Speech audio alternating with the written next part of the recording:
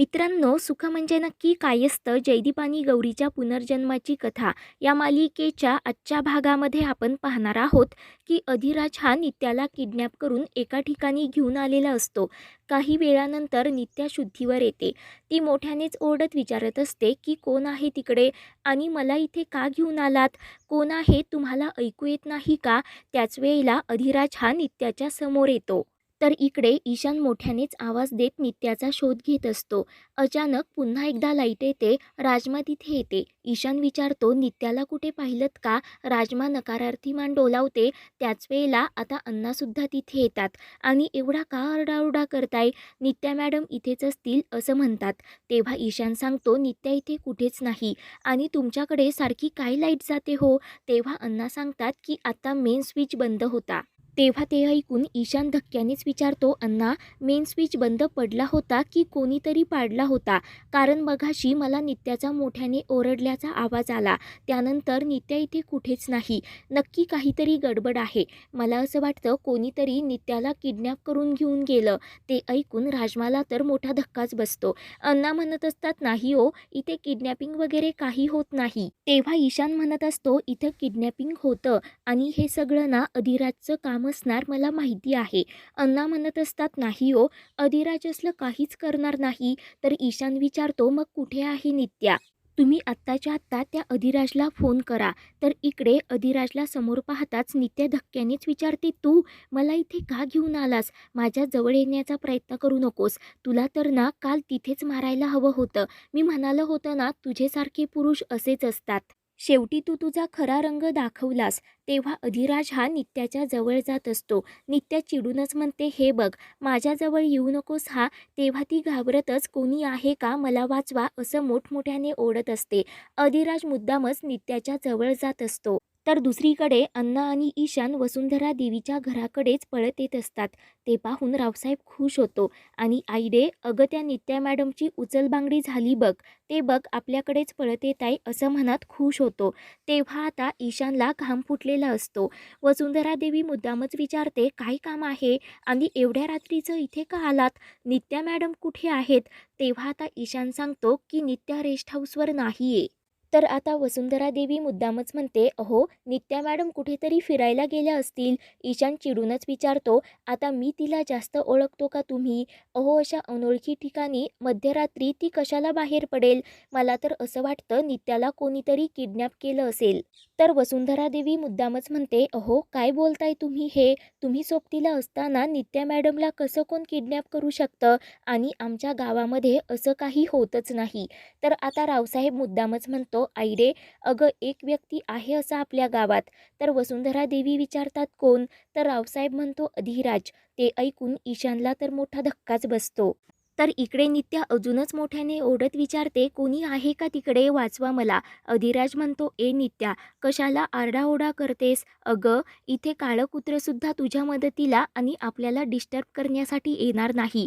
कारण आपण माळावरच्या खोलीवर शेतात आहोत आणि इथे 10 मैलावर पण एखादं घर किंवा वस्तीसुद्धा नाही. तर नित्या विचारते, तू मला इथे कशाला घेऊन आलास? तर राज म्हणत असतो, आता ते पण मी सांगायला हवं का? तर नित्या म्हणते, माझ्यापासून दूर राहा. तेव्हा राज विचारतो, अगं, असं लांब राहून कसं चालेल? तू तर मला चांगलं ओळखलंस. त्या दिवशी मी मुद्दामच तुला माझ्या अंगावर खेचलं होतं. त्यावेळी तर मला असं वाटलं होतं की तुझा किस, पण तिथे सगळेजण होते ना, पण आता इथे कोणीच नाही, फक्त तू आणि मी. म्हणून अधिराज पुन्हा नित्याच्या जवळ जात असतो. नित्या खूपच घाबरते आणि माझ्यापासून लांब राहा असं रडतच म्हणू लागते. तर इकडे रावसाहेब म्हणत असतो, त्या नित्या मॅडमने 4 चौघामध्ये अधिराजच्या कानाखाली मारली ना, म्हणून तो चौताळला असेल. त्यानेच मॅडमला किडनॅप केलं असेल. तेव्हा अण्णा म्हणतात, सरपंचीनबाई, तुम्हाला तर माहिती आहे ना अधिराज असं काहीच करू शकत नाही म्हणून. तर वसुंधरा देवी म्हणतात की हो, पण एकदा सुडाचं खूळ डोक्यात घुसलं ना तर माणूस काहीही करू शकतो. ईशान म्हणतो, तुम्हाला हवे तेवढे पैसे मी देतो, परंतु प्लीज काहीतरी करा, माझ्या नित्याला परत घेऊन या. तर वसुंधरा देवी म्हणते, ते पायतान घ्या आणि माझ्या तोंडात मारा. अहो तुमच्यात आणि माझ्यात हा पैसा आलाच कुठून? मी नित्या मॅडमला काही एक होऊ देणार नाही. त्यांना सुखरूपपणे घरी घेऊन येईल. त्यांच्या केसांनाही धक्का लागू देणार नाही. ईशान हात जोडत म्हणतो, प्लीज लवकरात लवकर माझ्या नित्याला शोधा. तर वसुंधरा देवी त्याला शांत करत पिण्यासाठी पाणी देते. तर इकडे नित्याच्या अंगावर एक गोणी पडणार, तर नित्या पळतच जाते आणि अधिराजला घट्ट अशी मिठी मारते. तर अधिराज म्हणतो, मला लांब राहायला सांगतेस आणि स्वतःच माझ्या अंगावर येतेस का? तर नित्या लगेच बाजूला होते. अधिराज चिडूनच म्हणतो, शेतात बांबूची मुळी तुझ्या अंगावर पडणार होती म्हणून मी तुला माझ्याकडे खेचून घेतलं होतं. आता इथे हे पोतं तुझ्या अंगावर पडणार होतं ना, म्हणून तू माझ्याजवळ पळत आलीस. जर शेतामध्ये माझी चूक होती ना, तर इथे तुझी सुद्धा चूक होती. कारण तू सुद्धा जबरदस्तीने माझ्या अंगाला हात लावलास. माझ्या कानाखाली मारली होतीस ना. जर कानाखाली मारण्याचा अधिकार तुला आहे, तर मला सुद्धा तुझ्या कानाखाली मारण्याचा अधिकार आहे. मग आता वाजू का? असं म्हणत अधिराज हा नित्यावर हात उगारतो. तर नित्या खूपच घाबरते. तर इकडे वसुंधरा देवी अजूनच मोठ्या मोठ्या बाता मारत असते आणि रावसाहेबवर नित्याला शोधण्याची जबाबदारी टाकते. रावसाहेब अण्णाला सांगतो, जर त्या रेस्ट हाऊसवर आल्या ना, तर आम्हाला लगेच टेलिफोन करा.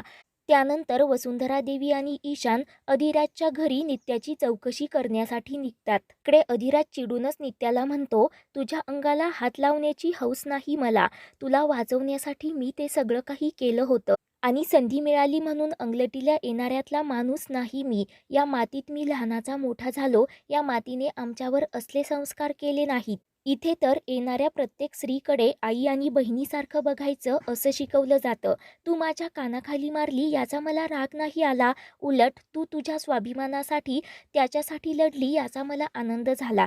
मला तर असं वाटतं तू सुद्धा याच मातीतली आहेस.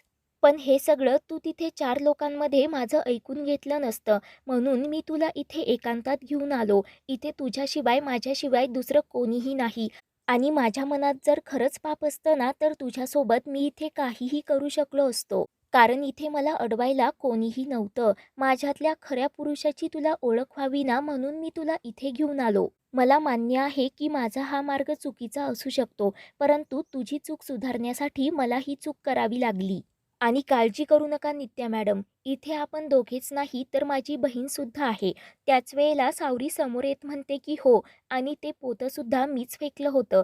ते ऐकून नित्याला मोठा धक्का बसतो. तिच्या डोळ्यांतून अश्रूच्या धारा वाहत असतात. तर अधिराज म्हणत असतो, चला आता तुम्हाला इथून घेऊन जायला तुमची गाडी नाही येणार, मी तुम्हाला सोडवतो. असं म्हणत राज लगेच बाहेर येतो. तर इकडे वसुंधरा देवी गावातील काही लोकांना घेऊन अधिराजच्या घरी आलेल्या असतात आणि राज कुठे आहे असं मोठ्यानेच ओरडत विचारतात. तर आबा म्हणत असतात, संध्याकाळी कुठे गेला माहिती नाही. पाहुणी सांगते, कदाचित सावरी आणि राज दोघेही तालुक्याला पिक्चरला गेलेत. तर वसुंधरा देवी म्हणते, हे आहेत शहाणे साहेब आणि यांना जे वाटतं ते जर राजने केलं असेल तर विमल विचारते, काय केलं त्याने? तर ईशान सांगतो, नित्यावर सूड उगवण्यासाठी हा अधिराज नित्याला किडनॅप करून घेऊन गेला. आणि ते ऐकताच सर्वांच्या पायाखालची जमीनच हादरते. तर वसुंधरा देवी म्हणते, तरीही मी त्यांना सांगितलं की आमचा अधिराज असं काहीच करणार नाही, पण त्यांना पुरावा पाहिजे. म्हणून पाहुणी, तू लगेच अधिराजला फोन कर बरं. तर गावातील लोकसुद्धा म्हणत असतात की अधिराज असं काहीच करणार नाही, आम्हाला खात्री आहे. पण जोपर्यंत नित्या मॅडम परत येत नाही आणि अधिराजचा काही तपास लागत नाही ना, तोपर्यंत त्याच्यावरील आरोप हा जाणार कसा? तर विमल हे काय होऊन बसलं म्हणून मोठमोठ्याने रडू लागते. तर इकडे सावरी म्हणत असते, काय ग, माझ्या दाद्यावर हात उगारण्याची तुझी हिंमत कशी झाली? नशीब समज तू त्याच्या तावडीत सापडलीस. माझ्या तावडीत सापडली असतीस ना, तर तुझे तुकडे केले असते. आता इथे उभी का आहेस? चल बाहेर जाऊ. तर नित्या म्हणते, तू जा आणि त्याला सांग मला त्याच्या मदतीची गरज नाहीये. तेव्हा राहा एकटीच. असं म्हणत सावरी बाहेर जाते. तर नित्या एकटीच विचार करत बसलेली असते. तर मित्रांनो, पुढील भागामध्ये अधिराज, नित्या आणि सावरी एकाच गाडीवर येतात. ते पाहून सर्वांना धक्का बसतो. तर आता वसुंधरा देवी म्हणते, हे सगळं करण्याची तुझी हिंमत कशी झाली? तेव्हा अधिराजवर ती हात उगारणार, तर नित्यामध्येच वसुंधरा देवीचा हात पकडते. तर पुढील भागांच्या अपडेटसाठी चॅनलला सबस्क्राईब करा.